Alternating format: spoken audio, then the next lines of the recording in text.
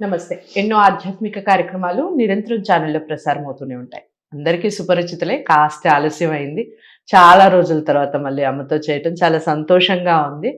పండగలకు సంబంధించి ప్రతి విషయాన్ని కూలంకుషంగా చర్చించి మీకు పూర్తి సమాచారాన్ని అందించే ప్రయత్నం చేస్తాను. నాతో పాటు ఉన్నారు దివ్యరమణ చక్రవర్తుల గారు. చాలా అంటే చాలా ఆనందంగా, హాయిగా, ప్రశాంతంగా ఉంటారు. మనం కూడా ఎంత ప్రశాంతంగా ఉండగలమా అనిపిస్తుంది అమ్మని చూస్తే. వైకుంఠ ఏకాదశి ఎలా జరుపుకోవాలి? అసలు ఎందుకు జరుపుకోవాలి? దానికి ఉన్నటువంటి ప్రాధాన్యత ఏమిటి? మరి అన్ని ఏకాదశులు వస్తాయి. ప్రతి నెలలో ఏకాదశులు వస్తాయి. ప్రతి నెలలో మనం ఉపవాసాలు ఉండేవాళ్ళు ఉంటారు. మరి ఈ వైకుంఠ ఏకాదశికి మాత్రమే ఎందుకు ప్రత్యేకత? ఈ విషయాలు అడిగి తెలుసుకుందాం. అమ్మా నమస్కారం. నమస్కారం అమ్మా. చాలా చాలా సంతోషంగా ఉంది. చాలా రోజులైంది. మీరు బిజీగా ఉండటం, ఎక్కడ టైం దొరక్కపోవటం. పోనీ ఇన్నాళ్ళకైనా మళ్ళీ న్యూ ఇయర్లో మళ్ళీ కొత్తగా మొదలు పెట్టాం చూడు. Happy new year. So Vaikuntha Ekadashi అందరూ మ్యాక్సిమం మనకి శివరాత్రి రోజున వైకుంఠ ఏకాదశి అసలు ఉపవాసం ఉండని వాళ్ళు ఉండరు నాకు తెలుసు. ఎందుకు వైకుంఠ ఏకాదశికి ఎందుకు అంతటి ప్రాధాన్యత? మామూలుగా మనకి ప్రతి మాసంలో ఏకాదశులు వస్తాయి కదా, 2 వస్తాయి ఏకాదశులు. మరి ఆ ఏకాదశులు కూడా ఉపవాసాలు ఉండేవాళ్ళు ఉంటారు, కానీ దీనికి మాత్రమే కిటకిటలాడిపోతాయి గుళ్ళన్నీ కూడా. ఎందుకు చెప్పండి. ఏకాదశి ఉత్పన్నమైన రోజు అని కూడా అనొచ్చు దీన్ని. ప్లస్ మనకి ఏమంటారు అని అంటే కనుక వైకుంఠ ఏకాదశి అనేసరికి మోక్షప్రదమైన ఏకాదశి. మోక్షాన్ని ఇస్తుంది, స్వర్గ ద్వారాలు తెరుచుకుంటాయి. అందరికి కావాల్సింది ఏంటి? మనం ఇక్కడ కష్టపడే దేనికోసం? స్వర్గ ద్వారాలు మన కోసం కూడా తెరుచుకోవాలి. మోక్షం పొందాలనుకునేవారు చాలా తక్కువ మంది, దుర్లభం. మనిషి జన్మలో మోక్షము అనే ఆలోచన రావడం దుర్లభం. అయితే ఈ మనిషికి రావాల్సిన ఆలోచనల్ని ప్రేరణ చేయగలిగేది ఏంటి? ఏకాదశి. ఏకాదశి ఎందుకు అంత పవిత్రమైనది అని అంటే కనుక శ్రీహరి నుంచి ఉత్పన్నమైనది కాబట్టి. ఇవాళ రోజున అందరి దేవతలతోటి భూమి మీదకి వేంచేస్తాడు. అది కూడా శ్రీరంగ క్షేత్రంలో అని పేరు. అయితే మనం చూస్తే కనుక మనకి ఉత్తర భారతదేశంలో అంతా వైకుంఠ ఏకాదశి చాలా విశేషంగా చేసుకుంటారు. దక్షిణ భారతదేశంలో అంతా చేసుకుంటారు. ఉత్తర భారతదేశంలో చూస్తే అసలు ఎక్కడా కనిపించదు. నేను పోయినసారి ద్వారకా వెళ్ళాను వైకుంఠ ఏకాదశి అని. ద్వారకా వెళ్తే ద్వారకాలో అసలు వైకుంఠ ఏకాదశికి ఏం ప్రత్యేకమైన ఏర్పాట్లు ఏం లేవు.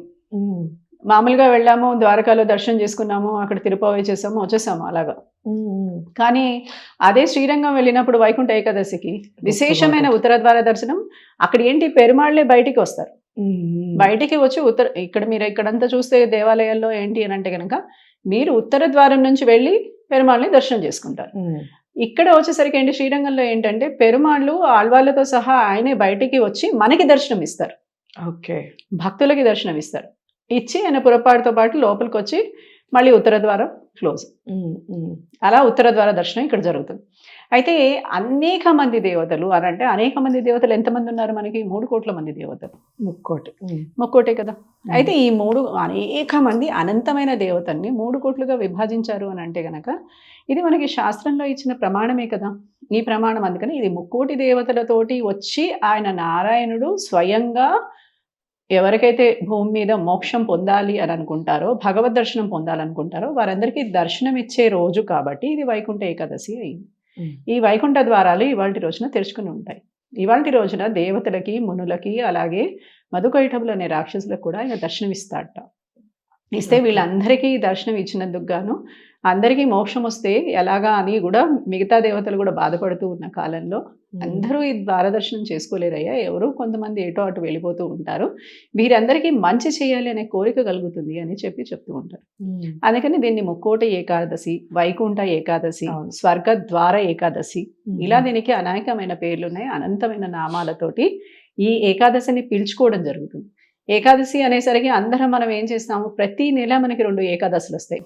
దశమి రోజు పొద్దున్న మధ్యాహ్నం భోంచేసిన తర్వాత రాత్రి భోజనం చేయకుండా ఏకాదశి అంతా వ్రతాన్ని పట్టుతూ మళ్ళీ ద్వాదశి తెల్లారి గట్ల ఏదైనా సద్బ్రాహ్మణుడికి అన్నము లేకపోతే ఆ రోజు తినాల్సిన భోజన పదార్థాలు ఇచ్చి తర్వాత వీళ్ళు భోంచేస్తారు.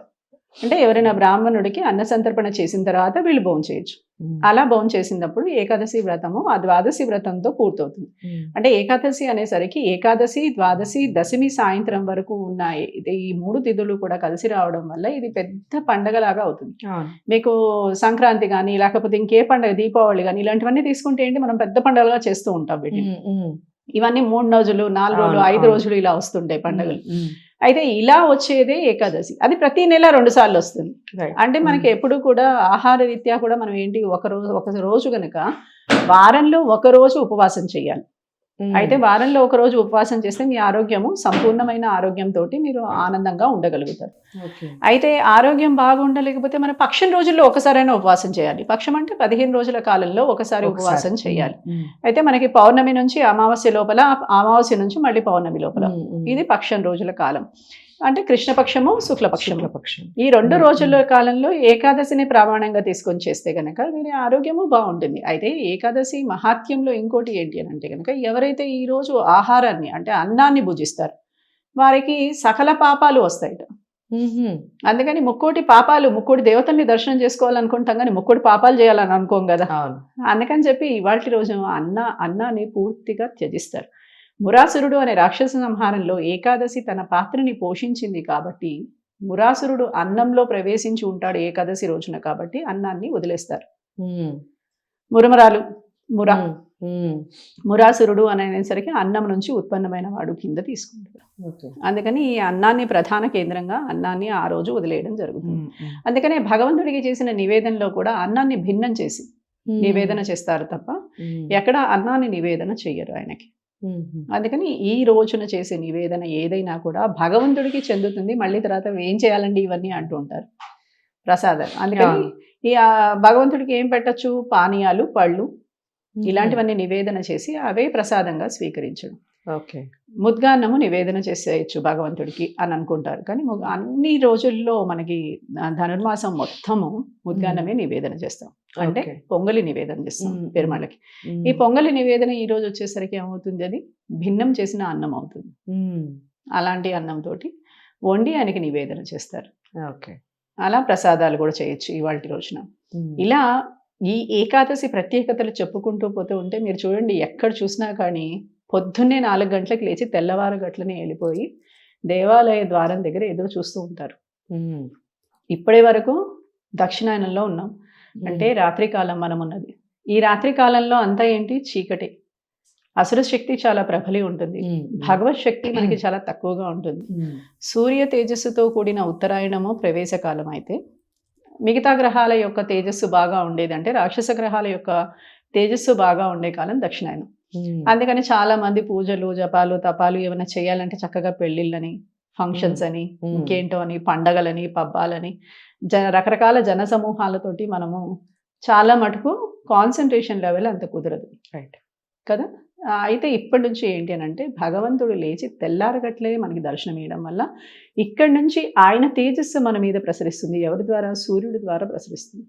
అందుకని మనం ఏం చేస్తూ ఉంటాము, అంత సాక్షాత్ నారాయణుడు ఎవరు అని అంటాడు భగవద్గీతలో, ఆయనే చెప్తాడు సూర్యనారాయణుడే సాక్షాత్ భగవంతుడు అని అంటాడు. అలా ఈ వైకుంఠ ఏకాదశి రోజు నుంచి భగవత్ ఆరాధన క్రమమే మారిపోతుంది. ఇక్కడ మీకు ఎక్కువగా పండుగలు కనిపించవు, ఇక్కడంతా కనిపించేదంతా భగవత్ ఆరాధన తత్వం పెరుగుతుంది. ఇప్పటి నుంచి మీరు చేసే జపాలు, తపాలు ఏవైనా కూడా పితృదేవతల దగ్గర నుంచి భగవంతుడి వరకు ప్రతి ఒక్కరిని ప్రీతి చేసేవి అయి ఉంటాయి. కాబట్టి పితృదేవతల యొక్క అనుగ్రహం కూడా లభిస్తుంది. ఈ వైకుంఠ ఏకాదశి రోజున పితృదేవతలకు కూడా తర్పణాలు ఇస్తారు, వాళ్ళకు కూడా ప్రీతి చేస్తారు. అయితే ఎవరైతే దక్షిణాయనంలో చనిపోయిన వారు ఉంటారో వారంతా ఉత్తర ద్వార దర్శనం కోసం ఎదురు చూస్తూ ఉంటారట బయట. స్వర్గద్వారాలు తెరుచుకోవారు, పుణ్యాత్ములే అయి ఉంటారు. వాళ్ళంతా పుణ్యాత్ములు అయినా కూడా వెళ్ళాలంటే ద్వారాలు మూసున్నాయి కదా, ఎలా లోపలికి వెళ్తారు వీళ్ళు? లోపలికి వెళ్ళలేరు. కాబట్టి ఈ ఉత్తరాయణంలో వైకుంఠ ద్వార దర్శనం రోజే ఈ స్వర్గద్వారాలు తెరుచుకోవడం వల్ల అందరూ కూడా, ఈ చనిపోయిన ఆత్మలు కూడా వీరికి ముక్తి లభిస్తుంది, స్వర్గద్వారంలో ప్రవేశిస్తారట. అందుకని ఇక నుంచి ఈ 6 నెలల రాబోయే కాలం ఏదైతే ఉంటుందో ఆ కాలం అంతా వీరు వారి యొక్క సంతతి, వారి వంశాన్ని అభివృద్ధి కోరుకునే విధంగా వారు కూడా, ఆత్మలు కూడా సంతుష్టిగా ఉంటే వారి ఆ వంశాన్ని కూడా అభివృద్ధికి కోరుకుంటాయి. అలా వీరి అభివృద్ధిని కోరుకుంటాయట. అందుకని ఇది వైకుంఠ ఏకాదశి అనేసరికి ఇటు పితృదేవతలకి, ఇటు మనకి అందరికీ ప్రీతిపాత్రమైంది, అయితే భగవంతుడికి కూడా ప్రీతిపాత్రమైంది అట. సో చాలా అంటే చాలా క్లియర్గా ఎక్స్ప్లెయిన్ చేశారు. వైకుంఠ ఏకాదశి మనం అందరం కూడా జరుపుకుంటాం, చాలా భక్తి శ్రద్ధలతో జరుపుకుంటారు, ఉపవాసాలు కంపల్సరీ ఉంటారు, చాలామంది ఇళ్లలో తప్పకుండా ఉంటారు. కానీ దాని వెనకాల ఉన్నటువంటి వృత్తాంతం ఏమిటి, ఎందుకు జరుపుకోవాలి, ప్రాధాన్యత ఏమిటి, ఈ విషయాలన్నీ కూడా తెలుసుకున్నాం కదా. అందరికీ షేర్ చేయండి ఇలాంటి విషయాల్ని, ఛానల్ని సబ్స్క్రైబ్ చేసుకోండి. మరో మంచి టాపిక్తో పండగలకు సంబంధించి, సంక్రాంతికి సంబంధించి మరిన్ని విశేషాలు అమ్మ మాటల్లో తెలుసుకుందాం. నమస్తే.